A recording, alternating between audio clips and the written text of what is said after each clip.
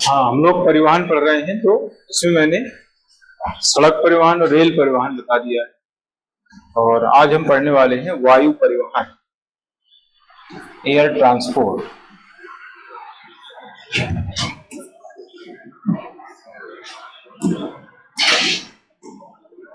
वायु परिवहन, वायु परिवहन सभी परिवहनों में सबसे तीव्र माना जाता है। द्रुतगामी इसको बोलते हैं, द्रुतगामी यानी सबसे तीव्र और जल्दी पहुंच सुनिश्चित कराने वाला परिवहन इसको माना जाता है ना। अगर आपको बहुत जल्दी पहुंचना है, बहुत लंबी दूरी की यात्रा तय करना है, तो उसके लिए वायु परिवहन ज्यादा उपयुक्त माना जाता है। लेकिन समस्या ये होती है कि वायु परिवहन महंगा परिवहन है ना। चारों प्रकार के जो परिवहन है उनमें सबसे तीव्र है, द्रुतगामी इसको कहा जाता है, और सबसे महंगा परिवहन इसको माना जाता है। वायु परिवहन यातायात का सबसे तीव्र, आधुनिक किंतु महंगा साधन माना जाता है। भारत जैसे विशाल भौगोलिक भूभाग एवं व्यापक जलवायु एवं प्रादेशिक विविधता वाले देश में वायु परिवहन का महत्व बढ़ जाता है। जो छोटे देश होते हैं, भौगोलिक दृष्टि से जो छोटे देश होते हैं, वहां पर वायु परिवहन की उतनी जरूरत नहीं होती है। ऐसे देश जो भौगोलिक दृष्टि से बहुत बड़े हैं, यानी जिनका क्षेत्रफल ज्यादा है, वहां पर जो है वायु परिवहन की ज्यादा जरूरत पड़ती है। ठीक है, तो चूंकि भारत जो है विशाल भौगोलिक क्षेत्र और विविध जलवायु जलवायु विविधता वाला देश होने के कारण यहाँ पर वायु परिवहन का महत्व बहुत ज्यादा बढ़ जाता है, यानी यहाँ पर जरूरी हो जाता है वायु परिवहन।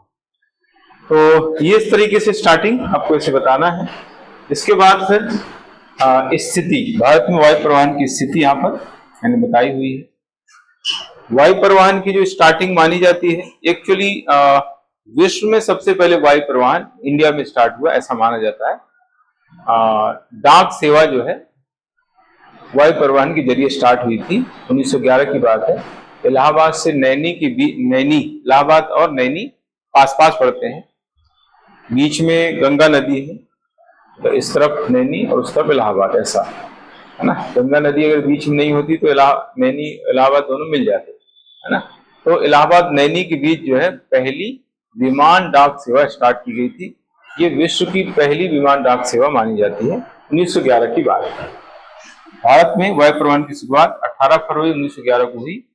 इलाहाबाद से नैनी के बीच जो है डाक सेवा, विमान डाक सेवा स्टार्ट की गई थी, जो पहली विमान डाक सेवा विश्व में मानी जाती है। जिसके पहले लाइसेंसी पायलट जे.आर.डी. टाटा द्वारा 15 अक्टूबर 1932 को कराची से मुंबई तक स्वयं फ्लाइट उड़ाई गई थी। जे.आर.डी. टाटा ने जो है खुद जो है फ्लाइट उड़ाई थी, 1932 की बात। और ये फ्लाइट जो है कराची से मुंबई के बीच उड़ाई गई थी। और इनको देश का पहला लाइसेंसी पायलट माना जाता है। एयर इंडिया की जो स्थापना हुई है 1932 में टाटा समूह ने की थी। उसका नाम था टाटा एयरलाइंस। पहले 1932 में टाटा समूह द्वारा टाटा एयरलाइंस के नाम से इसकी स्थापना की गई। 1946 में इसका नाम चेंज हो गया, जो हो गया एयर इंडिया, है ना। टाटा एयरलाइंस का नाम पहले टाटा एयरलाइंस थी, 1932 में इसको स्थापित किया गया था। 1946 में इसका नाम रख दिया गया एयर इंडिया। 1953 में इसका राष्ट्रीयकरण करके और सरकार द्वारा इसका जो है उसको अपने अधिकार में ले लिया गया एयर इंडिया को, है ना। 1953 में वायु परिवहन का राष्ट्रीयकरण किया गया और एयर इंडिया जो प्राइवेट सेक्टर की एयरलाइंस थी उसको जो है सरकार ने अपने अधिकार में ले लिया, यानी सरकारी क्षेत्र की एयरलाइंस ये हो जाती है। फिर 1953 में एक और एयरलाइंस स्थापित की गई थी, इंडियन एयरलाइंस, उसका मेंशन नहीं है। 1953 में दो विमान सेवाएं जो है स्टार्ट की गई। एयर इंडिया तो खैर पहले से थी, एयर इंडिया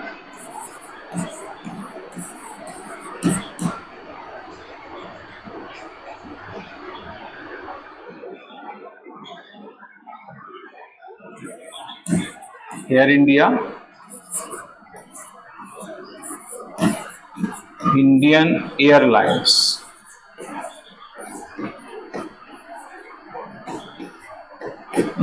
एयर इंडिया 1946 में बनी और बाद में फिर इसका राष्ट्रीयकरण किया गया और इंडियन एयरलाइंस जो है 1953 में स्थापित हुई।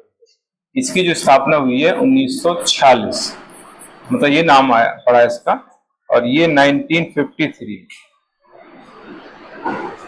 ये सरकारी क्षेत्र में स्थापित हुई थी इंडियन एयरलाइंस स्टार्टिंग से, और एयर इंडिया को बाद में सरकारी क्षेत्र में लाया गया। ये दोनों एयरलाइंस पहले से चलती, दो ही थी। एयर इंडिया जो थी ये जो है देश से बाहर विमान सेवाएं उपलब्ध कराती थी। इंडियन एयरलाइंस जो है देश के अंदर और अपने जो पड़ोसी देश हैं वहां पर विमान सेवाएं जो है उपलब्ध कराने का काम करती थी इंडियन एयरलाइंस। ठीक है, एयर इंडिया देश से बाहर और इंडियन एयरलाइंस देश के अंदर और पड़ोसी देशों में विमान सेवाएं उपलब्ध कराने का काम करती थी। बाद में इन दोनों को मर्ज कर दिया, है ना, 2007 में इन दोनों को मर्ज कर दिया गया, विलय कर लिया गया। सरकारी विमान कंपनियां थी दोनों, और national aviation company of India limited नाम इनका रख दिया गया। दोनों को मिला दिया गया। पहले दोनों अलग अलग विमान सेवाएं थी, दोनों सरकारी क्षेत्र में काम करती थी, और बाद में दोनों का विलय कर दिया गया और इनका नाम रख दिया गया, इसका विलय करके national aviation company of India limited. फिर 2010 में इसका नाम एयर इंडिया वापस से कर दिया गया तथा ये भारत की ध्वजवाहक विमान सेवा कंपनी कही जाती है। इसका मुख्यालय नई दिल्ली में है। और फिर जो है इसको वापस से टाटा समूह को दे दिया गया, टाटा ने इसको खरीद लिया।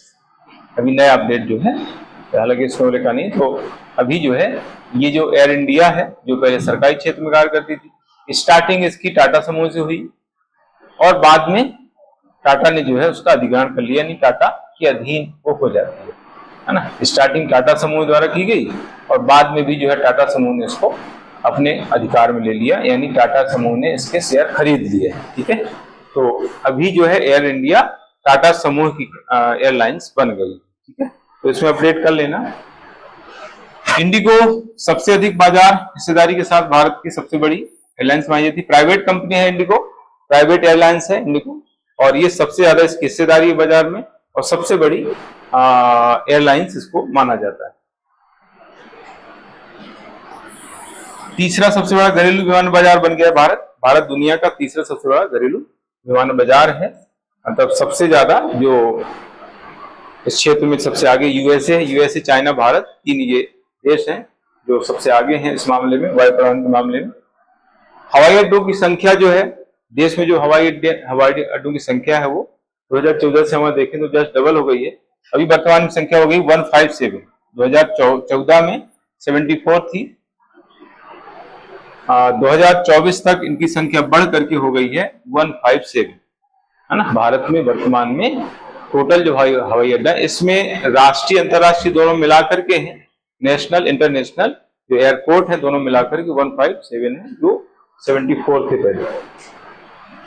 अगस्त 2021 में sky tracks world airport awards में इंदिरा गांधी अंतर्राष्ट्रीय हवाई अड्डे को भारत और मध्य एशिया में सर्वश्रेष्ठ हवाई अड्डा घोषित किया गया है।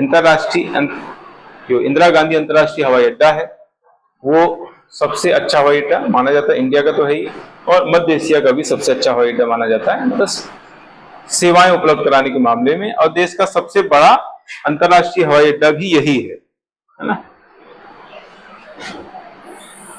हाँ, 2022-23 की रिपोर्ट के हिसाब से जो है ये डेटा है। देश में कुल हवाई अड्डे 157, सितंबर 2024 तक का डेटा है। संचालित हवाई अड्डा 110 है कुल, है? अच्छा, हाँ ये पुराना हो गया, इसमें दिसंबर 2024 का है क्या? अच्छा, 159, 2 बढ़ गए। हाँ, ये पुराना कर दिया होगा उसने, पीपीटी पुराने से बन गई होगी। इसमें भी वही है ना, 159, सॉरी।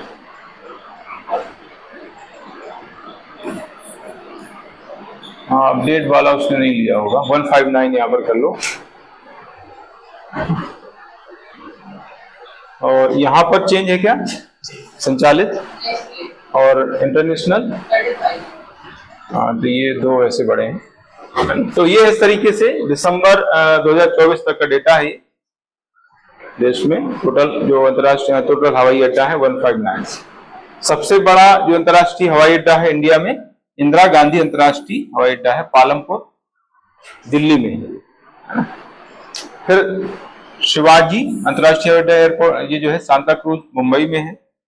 केम्पेगौड़ा अंतर्राष्ट्रीय हवाई अड्डा ये बेंगलुरु में। ये 3 बड़े जो है अंतर्राष्ट्रीय हवाई अड्डा भारत में माने जाते हैं।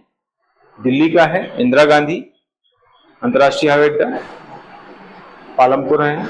शिवाजी अंतर्राष्ट्रीय हवाई अड्डा सांता क्रूज मुंबई का है। केम्पेगौड़ा अंतर्राष्ट्रीय हवाई अड्डा बेंगलुरु कर्नाटक में। ये 3 बड़े अंतर्राष्ट्रीय हवाई अड्डा माने जाते हैं। ठीक है, तो ये इस तरह से स्थिति मैंने बताई है भारत में वायु परिवहन की। इसका महत्व क्या है? इसका महत्व वही है जैसे मैंने पहले बताया है कि सबसे ये शीघ्रगामी वायु परिवहन माना जाता है। मतलब बहुत ज्यादा दूरी तय करना है तो कम समय में जो है वायु परिवहन के जरिए हम जो है दूरी तय कर सकते हैं, है ना। तो सबसे शीघ्रगामी परिवहन है जिससे व्यापार हेतु आवागमन कम समय में संभव होता है। सैन्य क्षेत्र में युद्ध सामग्री को एक स्थान दूसरे स्थान तक पहुंचाने में जो है वायु परिवहन बहुत अच्छा साधन माना जाता है ना।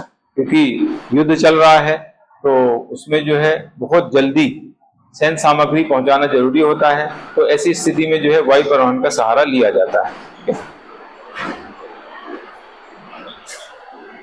दुश्मन पर हवाई हमले करने में सहायक है ना। अभी चल ही रहा है, जैसे देखो ऑपरेशन सिंदूर है ना। तो उसमें ऑपरेशन सिंदूर भी आप ऐड कर लेना। ऑपरेशन सिंदूर के जरिए पाकिस्तान पर एयर स्ट्राइक है ना। बहावलपुर एरिया है पाकिस्तान में, बहावलपुर एरिया जहां पर जो है आतंकवादियों के ठिकानों पर एयर स्ट्राइक की गई थी। तो इसका उल्लेख हम यहाँ पर कर सकते हैं। मानव जो अंग हैं उनको ग्रीन कॉरिडोर के माध्यम से एक स्थान से दूसरे स्थान तक जल्दी पहुंचाया जाता है। एक बहुत अच्छा माध्यम है ये, मानव अंगों को ग्रीन कॉरिडोर के माध्यम से एक स्थान से दूसरे स्थान तक शीघ्र पहुंचाने में सहायक। ठीक है, वस्तुओं के निर्यात में सहायक है। वस्तुओं को जो है जल्दी दूर स्थान तक भेजा जाता है इसके माध्यम से। प्राकृतिक आपदाओं के समय प्रभावित लोगों को सुरक्षित सामग्री उपलब्ध कराई जाती है। मान लीजिए बाढ़ की स्थिति है तो वहां तो जो है कोई ट्रेन कोई बस तो जा नहीं सकती है, बाढ़ में फंसे लोग हैं तो एयरलाइंस के माध्यम से ही जो है उनको ऊपर से खाना पानी वगैरह है, खाने के पैकेट वगैरह पहुंचाए जाते हैं, है ना। तो ऐसी स्थिति में प्राकृतिक आपदा के समय बहुत ज्यादा कारगर ये वायु परिवहन माना जाता है। पर्यटन को बढ़ावा इसके माध्यम से दिया जाता है वायु परिवहन के जरिए जो है। ग्रीन कॉरिडोर एक्चुअली जो है क्या है, ग्रीन कॉरिडोर बनाया जाता है जो मानव अंग होते हैं वो नुकसान नहीं पहुंचे उनको, है ना, उनको नुकसान नहीं पहुंचे। जैसे मान लीजिए कई बार जो ऐसा देखा होगा इंदौर से बॉम्बे किसी मानव अंग को पहुंचाना है ना, तो उसको जो है इस तरीके से ले जाया जाता है पैक करके, वो ग्रीन कॉरिडोर्स को बोलते हैं, ताकि जो है वो नुकसान उसको नहीं हो, खराब नहीं हो। क्योंकि बहुत जल्दी मानवीय अंग खराब हो जाए। जैसे मान लीजिए लीवर को जो है ट्रांसप्लांट करना है, कहीं पहुंचाना है, किसी ने डोनेट किया है लीवर या किडनी डोनेट की है, तो उसको जो है ऐसे ले जाया जाता है जिससे वो कहीं डैमेज नहीं हो, कुछ खराब नहीं हो और सही सलामत जो है गंतव्य स्थान तक पहुंच जाए, तो उसको बोलते हैं ग्रीन कॉरिडोर। पर्यटन को बढ़ावा दिया जाता है। पर्यटक जो है इसके माध्यम से वायु परिवहन के माध्यम से आना जाना करते हैं। तो ये इस तरीके से इसका महत्व है वायु परिवहन का। इसके बाद कुछ समस्याएं विद्यमान हैं भारतीय संदर्भ में। तो पहली समस्या सभी में वही है, दुर्घटनाएं। चाहे सड़क परिवहन हो, चाहे रेल परिवहन हो, चाहे वायु परिवहन हो, सब में दुर्घटनाएं होती है। तो सबसे पहली समस्या, सबसे बड़ी जो चुनौती है वो दुर्घटनाओं की है। तो ये पहला पॉइंट तो तीनों में हमने लिखा है ना। रखरखाव में बहुत ज्यादा खर्च आता है ना? मतलब ये हर दृष्टि से महंगी सेवा है, परिवहन सेवा है ना। मतलब इसको बनाना, विकसित करना, वायु परिवहन का विकास करना, इसमें भी पैसा ज्यादा, इन्वेस्टमेंट ज्यादा लगता है। जब विकसित हो जाता है तब यात्रा करने में भी खर्च आता है। मतलब पहले भी खर्च आना है और बाद में भी खर्च। तो खर्चीला परिवहन है ये हर दृष्टि से, ठीक है। तो इसका रखरखाव भी खर्चीला है, विकास भी खर्चीला है, रखरखाव भी खर्चीला है, यात्रा भी खर्चीली है, सब कुछ खर्चीला, ठीक है। सबसे महंगा परिवहन मैंने बताया हुआ है, आम जनता की पहुंच से दूर है ना। वायु परिवहन जो है आम जनता नहीं कर पाती है क्योंकि बहुत महंगा है ना। अब यहां से भोपाल तक जाना है। अब देखो, आप सोचो कि भोपाल तक जाने के लिए किराया कितना डिफरेंट है ना।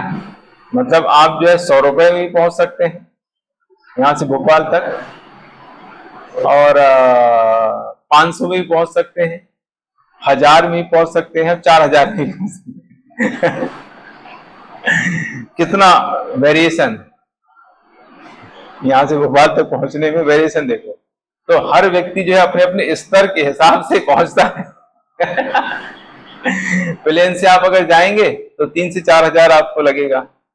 आप अगर पैसेंजर ट्रेन से जाएंगे तो मेरे ख्याल 100 रुपए से, है ना, 100 रुपए में भी, 100 से भी कम। पहले तो बहुत कम लगता था, वो चलती थी पहले पंचोली एक्सप्रेस, तो उसमें किराया 38 रुपए लगता था।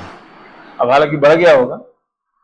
सुबह जो इंटरसिटी जाती है उसमें 55-60 रुपए लगता है, और उसमें अभी मेरे ख्याल से 100 के आसपास होगा, ज्यादा, इससे ज्यादा नहीं होगा। वही कह रहा हूँ कि 100 के अंदर भी आप जा सकते हैं भोपाल, 500 में भी जा सकते हैं, 1000 में भी जा सकते हैं, और 4000 में भी जा सकते हैं। कितना अंतर है परिवहन को लेकर, ठीक है।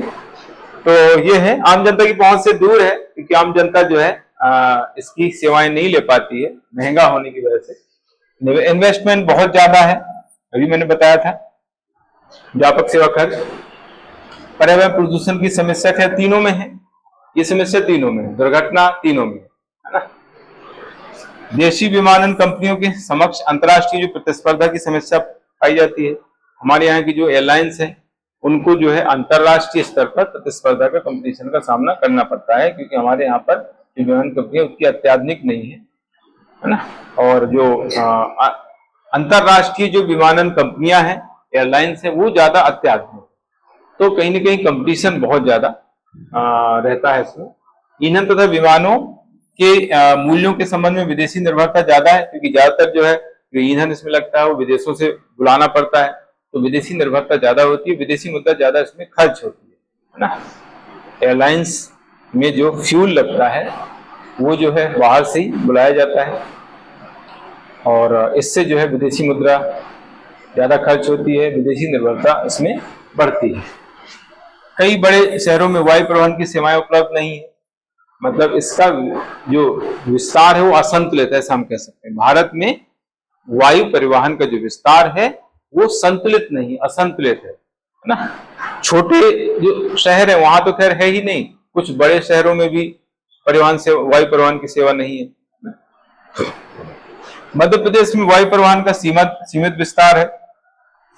मध्य प्रदेश में जो है देखा जाए तो बहुत कम ही ऐसे शहर हैं जहां पर परिवहन सेवाएं हैं, वो भी वहां पर बहुत ज्यादा एयरलाइंस नहीं आते है ना। बहुत ज्यादा जो एयरलाइंस है वो नहीं आते हैं। जैसे अब भोपाल है, भोपाल में फिर भी ठीक है, और खजुराहो हो गया, भोपाल हो गया, इंदौर हो गया, ये 2-3 शहर हैं जहां पर जो है एयरलाइन ज्यादा आती है। बाकी तो फिर कुछ है ही नहीं, ग्वालियर है, जबलपुर है, वहां तो कुछ भी नहीं। तो इस तरीके से जो है मध्य प्रदेश वायु परिवहन की दृष्टि से काफी पिछड़ा हुआ है। अभी जब हम मध्य प्रदेश में अधोसंरचना पढ़ेंगे तो वहां पर उसका जिक्र आएगा, एमपी की स्थिति वहां पर आएगी डिटेल में। सरकार द्वारा क्या क्या प्रयास किए जा रहे हैं वायु परिवहन के विकास के लिए। वायु परिवहन के विकास के लिए ग्रीन एविएशन के तहत जो है ईंधन दक्षता में सुधार, कुशल वायु यातायात में नियंत्रण, कार्बन रहित वायु परिवहन जैसे पहल किए जा रहे हैं, जिससे विमानन का पर्यावरण प्रभाव कम हो सके। पर्यावरण प्रदूषण को कम करने के लिए जो है ये प्रयास हो रहे हैं, जिसको बोलते हैं ग्रीन एविएशन। ग्रीन एविएशन के माध्यम से ईंधन की दक्षता में सुधार हो रहा है और वायु परिवहन के माध्यम से जो पर्यावरण का प्रदूषण हो रहा है उसको कम करने का काम इसमें चल रहा है। ठीक है। वैश्विक संकट की स्थिति में भारतीयों को देश वापस आने हेतु समय समय पर अभियान चलाए जा रहे हैं, है ना। बहुत सारे अभियान इस तरह चलाए गए। ऑपरेशन गंगा, यूक्रेन रूस युद्ध जो चल रहा था उस समय जो है यूक्रेन में बहुत सारे यहाँ के छात्र फंस गए थे, तो उनको जो है ऑपरेशन गंगा के माध्यम से भारत लाया गया था। कोरोना काल में जो है बहुत सारे ऐसे अभियान चलाए गए जिसके जरिए विदेशों में रह रहे जो भारतीय थे उनको जो है कोरोना काल में भारत लाया गया था विमान सेवाओं के माध्यम से। उड़ान कार्यक्रम जो है चल रहा है। उड़े देश का आम नागरिक, इसको दिया गया है उड़ान शॉर्ट में UDAN, उड़े देश का आम नागरिक, तो इसको नाम दे दिया गया उड़ान, है ना। इसी का फुल फॉर्म है उड़ान का, उड़े देश का आम नागरिक। ठीक है। 27 अप्रैल 2017 को इसको स्टार्ट किया गया है। ये जो कार्यक्रम है, इस कार्यक्रम के जरिए छोटे छोटे जो नगरों में ऐतिहासिक, धार्मिक तथा पर्यटन स्थल हैं उनको आपस में जोड़ने का काम किया जा रहा है ना। देश के अंदर छोटे छोटे नगरों में जो पर्यटन स्थल हैं, ऐतिहासिक धार्मिक स्थल हैं, उनको आपस में जोड़ना, उनको आपस में कनेक्ट करना, इसके लिए ये कार्यक्रम चल रहा है। मतलब इसका ये हुआ कि आम नागरिक भी जो है वायु परिवहन की सेवाएं ले सकता है, यूज कर सकता है, तो इसीलिए इसका नाम है उड़ान। देश के छोटे छोटे नगरों के ऐतिहासिक, धार्मिक एवं सांस्कृतिक महत्व के स्थलों के बीच वायु परिवहन की सेवा प्रदान करना, उनको एक दूसरे से कनेक्ट करना, जोड़ना। ये है वंदे भारत मिशन। कोरोना काल में जो है ये मिशन चलाया गया था, वही मैंने अभी बताया था। 6 मई 2020 का समय है जब कोरोना चल रहा था, तो उस समय जो है इसको चलाया गया था। कोविड-19 के कारण विदेशों में फंसे भारतीयों को वायु परिवहन के जरिए भारत लाया गया था। इसी को नाम दिया गया वंदे भारत मिशन। वंदे भारत मिशन के तहत ही विदेशों में जो भारतीय रह रहे थे उनको जो है वहां पर उनको बहुत ज्यादा खतरा था, तो कोविड-19 के दौरान उनको भारत लाने का काम जिस मिशन के द्वारा किया गया उसी को कहते हैं वंदे भारत मिशन। संबंधित संस्थान इससे जुड़े हुए Pawan Hans helicopter limited. Pawan Hans helicopter limited ये जो कंपनी है इसके द्वारा हेलीकॉप्टर की सेवाएं उपलब्ध कराई जाती हैं। स्थापना 1985 में हुई। मुंबई, इसका मुख्यालय मुंबई है। इसके द्वारा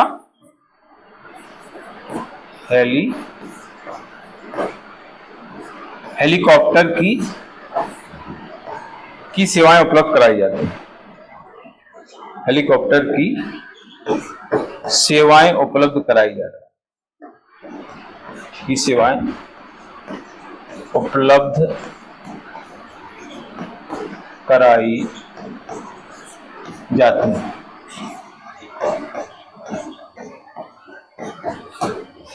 ये पवन हंस हेलीकॉप्टर लिमिटेड नाम की कंपनी है। इसकी स्थापना 1985 में हुई। बॉम्बे इसका मुख्यालय है और ये भारत में हेलीकॉप्टर की सेवाएं उपलब्ध कराने का काम कर रही है।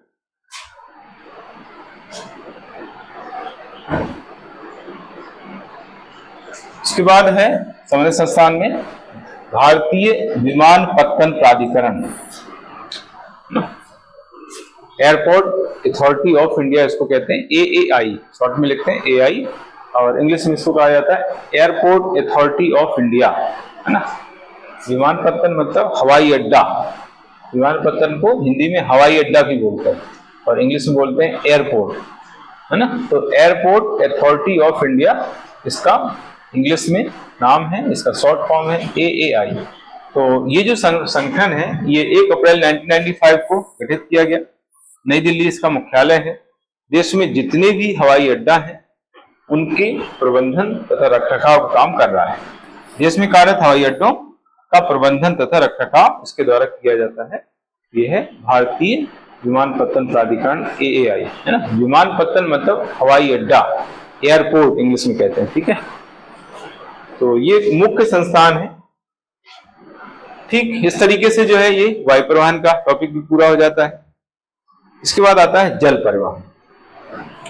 जल परिवहन देश का सबसे प्राचीन परिवहन है ना। आदिम मानव जो है उस समय तो सड़कें हुआ नहीं करती थी, है ना, तो जल के माध्यम से ही जो है यात्राएं करते थे, है ना। नदी तालाब पानी बहुत उस समय गिरता था, है ना, तो हर जगह पानी दिखता था, तो जो है जल परिवहन के जरिए जो है यात्राएं ज्यादा होती थी, क्योंकि उस समय ट्रेन नहीं थी, उस समय एयरलाइंस नहीं थी, है ना, उस समय ज्यादा सड़कें नहीं थी, तो लोग जो है इसी तरह की यात्राएं करते थे, तैरते तैरते चले जाते थे और उसमें पैसे भी नहीं लगना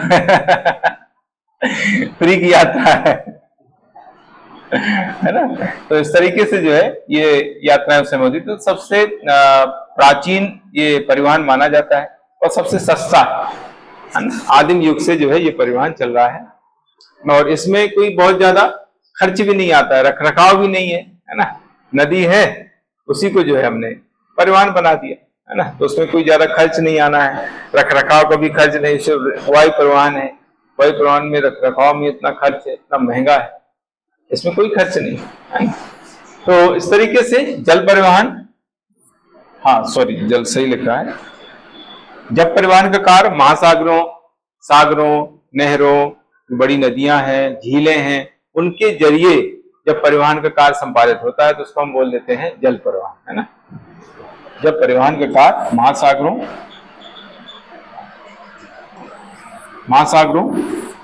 सागरों, नदियों, झीलों तथा नहरों के माध्यम से किया जाता है तो उसके जल परिवहन कहा जाता है। और जल परिवहन जैसे हमने बताया है, जल परिवहन सबसे प्राचीन है, सबसे सस्ता है और परिस्थिति अनुकूल साधन इसको माना जाता है ना। तीन चीजें इसमें खास है, एक तो सबसे सस्ता है, सबसे पुराना है, वर्षों पुराना परिवहन है और परिस्थिति अनुकूल है। जिस तरह की परिस्थितियां होती है उसके अनुरूप जो है ये परिवहन पाया जाता है, ये विकसित होता है।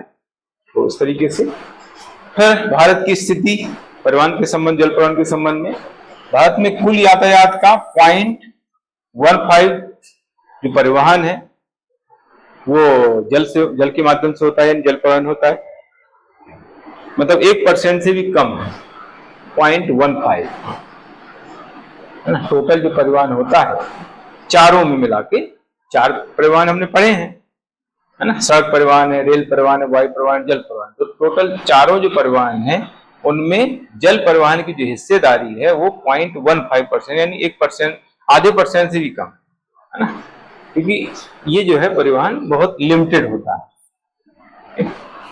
भारत का 95% जो व्यापार है समुद्री मार्ग से होता है ना, मतलब व्यापार जो है 95% है ना। जैसे हमें विदेशों में कोई चीज भेजना है तो वो बंदरगाहों के माध्यम से बाहर भेजी जाती है ना, तो 95% व्यापार समुद्री मार्ग से होता है। भारतीय अंतर्देशीय जल मार्ग प्राधिकरण द्वारा 106 नए जल मार्गों की पहचान की गई। ये AWAI है, भारतीय अंतर्देशीय जलमार्ग प्राधिकरण को कहते हैं, Indian waterways authority of India, ये इसको इंग्लिश में कहा जाता है ना। ये जल परिवहन के लिए काम करता है, जल परिवहन का प्रबंधन करता है, नियंत्रण करता है। इसका नाम है AWAI, Indian waterways authority of India, Indian waterways authority of India. ये है सॉरी इनलैंड वाटरवेज, इंडिया कह रहा हूं मैं, inland waterways authority of India, AWAI, Hindi में कहते हैं भारतीय अंतर्देशीय जलमार्ग प्राधिकरण। तो ये जल परिवहन का प्रबंधन, इसका रखरखाव, इसका नियंत्रण, संचालन जो है इस संगठन द्वारा किया जाता है, जिसका नाम है inland waterways authority of India, भारतीय अंतर्देशीय जल मार्ग प्राधिकरण, AWAI, है ना। तो कभी इस तरह के संगठन भी एग्जाम में पूछे जा सकते हैं, ये शॉर्ट फॉर्म भी दे सकता है वो, AWAI, क्या है, सॉरी IWAI क्या है ना, इसका आपको फुल फॉर्म बताना पड़ेगा और इसके अंतर्गत बताना पड़ेगा क्या क्या है। इसके बाद इसके प्रकार हैं, जल परिवहन के प्रकार। दो प्रकार का जल परिवहन होता है, एक को कहते हैं समुद्र तटीय जल परिवहन, एक को कहा जाता है अंतर्देशीय जल परिवहन। समुद्र तटीय और अंतर्देशीय। समुद्र तटीय जल परिवहन ये बंदरगाहों के माध्यम से होता है, पोर्ट के माध्यम से। बंदरगाह यानी पोर्ट है ना, इसको बोलते हैं पोर्ट। और अंतर्देशीय इनलैंड बोलते हैं इंग्लिश में, ये राष्ट्रीय जलमार्ग, नेशनल वाटरवेज, NW इनको लिखा जाता है। अंतर्देशीय जलमार्ग के अंतर्गत राष्ट्रीय अंतर्देशीय जल परिवहन के अंतर्गत राष्ट्रीय जलमार्ग आते हैं, नेशनल वाटरवेज आते हैं। समुद्र तटीय जल परिवहन के अंतर्गत आते हैं बंदरगाह, है ना, पोर्ट। ठीक है। महासागरीय समुद्र तटीय जो जल परिवहन है उसमें बंदरगाह आते हैं। उसमें बंदरगाह तीन तरह के होते हैं, बड़े, मध्यम और छोटे। तीन तरह के बंदरगाह इसमें होते हैं, बड़े बंदरगाह, मध्यम और छोटे बंदरगाह। तो इंडिया में बड़े बंदरगाह हैं टोटल 13, है ना, 13 टोटल बड़े बंदरगाह हैं। यहां से क्वेश्चन आपको प्री में बन सकता है, कौन सा बंदरगाह कहां पर स्थित है ना, इसकी लोकेशन कहां पर है। समुद्र तटीय में दो पूर्वी तटीय क्षेत्र में स्थित हैं, पश्चिमी तटीय क्षेत्र में स्थित हैं, कौन सा पूर्वी तटीय क्षेत्र में स्थित है, कौन सा पश्चिमी तटीय क्षेत्र में स्थित है। तो इस तरह के क्वेश्चन आपको प्री में बन सकते हैं, मेंस में भी आ सकते हैं। तो बड़े 13 बंदरगाह हैं, मध्यम और छोटे जो बंदरगाह हैं वो लगभग 200। तो बड़े जो बंदरगाह हैं उनके बारे में आपको ध्यान रखना है। उसका इसमें आगे होगा मेरे ख्याल से बड़े बंदरगाह, हाँ ये है ना आगे। हाँ, तो राष्ट्रीय जलमार्ग में देखा जाए तो IWAI की रिपोर्ट है ये 2021-22 की। इसमें कुल 111 राष्ट्रीय जलमार्ग हैं, लेकिन संचालित 6 ही हैं। वैसे 111 लेकिन संचालित हैं 6, और कुल लंबाई इनकी 20,186 किलोमीटर टोटल।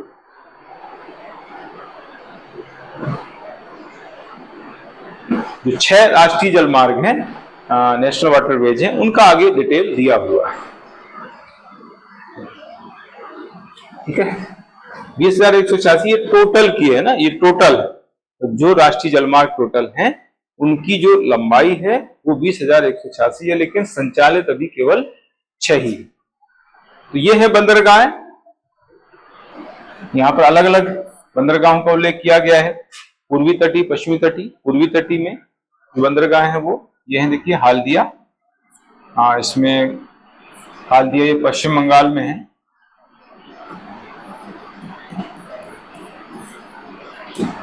पारादीप ओडिशा में है।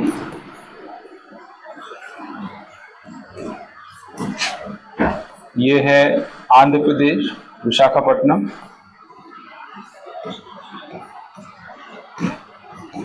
तूतीकोरिन ये तमिलनाडु।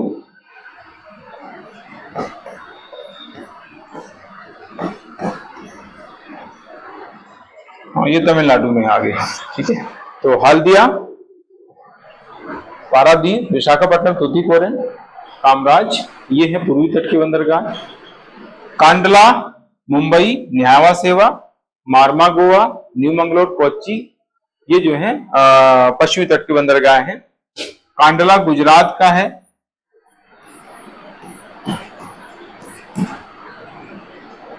मुंबई न्यावा सेवा ये जो है महाराष्ट्र में। न्यावा सेवा का नया जो नाम है, नया नाम इसका जवाहरलाल नेहरू के नाम से है, जवाहर लाल नेहरू बंदरगाह।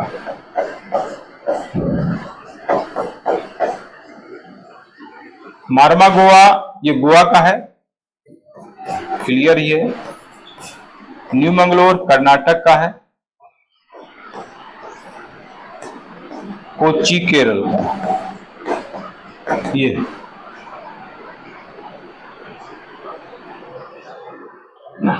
ये है, इसमें कितने हो गए टोटल ये संख्या? हाँ, एक इसमें छूटा हुआ है, कलकत्ता है एक्चुअली, उसमें मेंशन नहीं है। वैसे टोटल 13 बड़े बंदरगाह हैं और 200 करीब मध्यम और छोटे बंदरगाह हैं। हल्दिया और कलकत्ता ये दोनों पश्चिम बंगाल में है, कलकत्ता इसमें दिया नहीं है। वैसे टोटल मिलाकर के हो जाते हैं 13। यहाँ पर कलकत्ता भी मेंशन कर सकते हैं, कोलकाता, है ना। तो इस तरीके से ये 13 बंदरगाह टोटल इसमें मैंने बताया। इसके बाद जो 6 राष्ट्रीय जलमार्ग हैं NW, तो उसमें इनका वर्णन किया गया है। राष्ट्रीय जलमार्ग फर्स्ट, NW फर्स्ट इसको शॉर्ट में लिखते हैं। 1986 में इसको स्थापित किया गया। ये पहला और सबसे बड़ा है, भारत का पहला, सबसे पहले इसका विकास हुआ था और सबसे लंबा राष्ट्रीय जलमार्ग इसको माना जाता है NW। हल्दिया से इलाहाबाद तक इसका विस्तार है, प्रयागराज। गंगा और हुगली नदियों में जो है इसका विस्तार किया गया है। इसमें जो राज्य आते हैं यूपी, बिहार, झारखंड, पश्चिम बंगाल में इसका विस्तार है पहले राष्ट्रीय जलमार्ग का। इसकी लंबाई है 1620 किलोमीटर, देश का सबसे लंबा जलमार्ग कहा जाता है। इसके 3 हिस्से हैं, 3 भागों में बटा हुआ है। हल्दिया से फरक्का, इसकी लंबाई भी दी हुई है 560 किलोमीटर। फिर फरक्का से पटना, इसकी लंबाई 460 किलोमीटर। पटना से इलाहाबाद 600 किलोमीटर। इलाहाबाद यानी प्रयागराज, इसको आज नाम दिया गया है, इलाहाबाद का नाम प्रयागराज है। यहाँ पर प्रयागराज लिख लेना, प्रयागराज,